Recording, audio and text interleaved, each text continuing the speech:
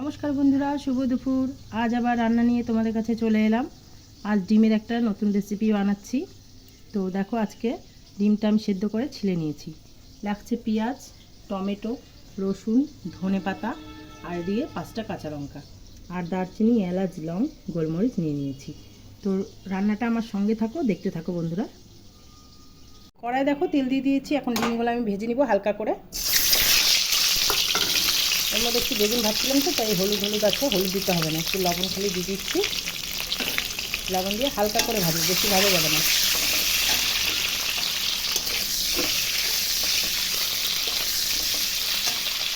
ডিমগুলো আমার ভাজা হয়ে গেছে। এখন আগে একটু উঠিয়ে নিচ্ছি, আর ভাজবো না। তেলেই আমি এই যে দারচিনি, এলাচ, লঙ্কা দিয়ে দিচ্ছি আগে। এখন একে একে আমি উপকরণগুলো পেঁয়াজ,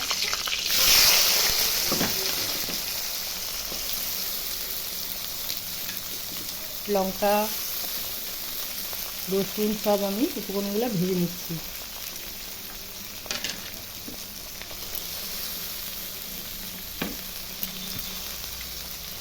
সামান্য একটু লবণ দিয়ে ভাজবো।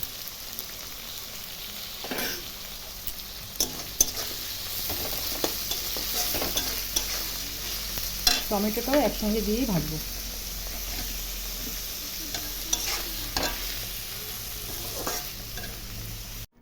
দেখো বন্ধুরা, সব উপকরণ আমি ভেজে নিয়েছি। এখন একটা মিক্সচার আমি পেস্ট করব। মিক্সচারে দিয়ে দিলাম সব উপকরণ, ধনে পাতাটাও দিয়ে দিচ্ছি এর মধ্যে। দিয়ে সব উপকরণ আমি পেস্ট করে নিচ্ছি। তারপরে সঙ্গে থাকো, দেখো দেখো বন্ধুরা, আমি পেস্ট করা হয়ে গেছে। এদিকে কড়াই তেল দিয়ে দিয়েছি। এখন রান্নাটা আমি করে নিচ্ছি। শুকনো লঙ্কা ফোড়ন দিলাম, একটা তেজপাতা দিচ্ছি, এক হাত ধরে করছি তো, একটু জিরা ফোড়ন দিলাম,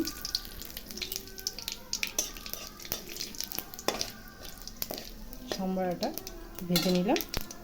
এখন আমি এই মশলাটা, মিক্সচার মশলাটার মধ্যে ঢেলে দেবো। মশলাটা এখন কষিয়ে নিব। একটু স্বাদ মতো লবণ দিয়ে দিচ্ছি, স্বাদ মতো চিনি দিয়ে দিচ্ছি।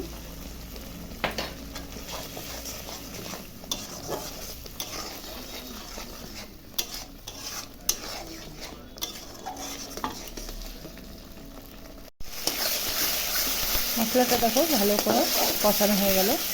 এখন একটু গরম জল দেবো, ঠান্ডা জল দেবো না, গরম জল করে রেখেছিলাম, ঝোল দিয়ে দিচ্ছি।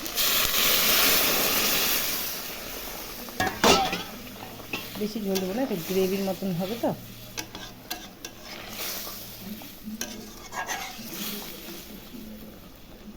এটা কিন্তু হলুদ দিইনি, হ্যাঁ, তার জন্য কালারটা এরকম আসছে। এটা হলুদ কম দিই করতে। প্রথমে যে একটু হলুদ দিয়েছিলাম ডিম ভাজা, ওই হলুদটাই ছিল।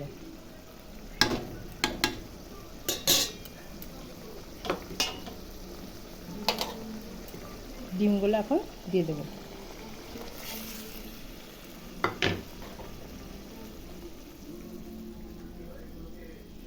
ডিম দেওয়ার পরে কিছুক্ষণ রাখবো, ফোটাবো। ঝোলটা হয়ে গেছে। এখন আমি গরম মশলা দিয়ে দিচ্ছি। গরম মশলা দিয়ে কিছুক্ষণ ঢাকা দিয়ে রাখতে হবে।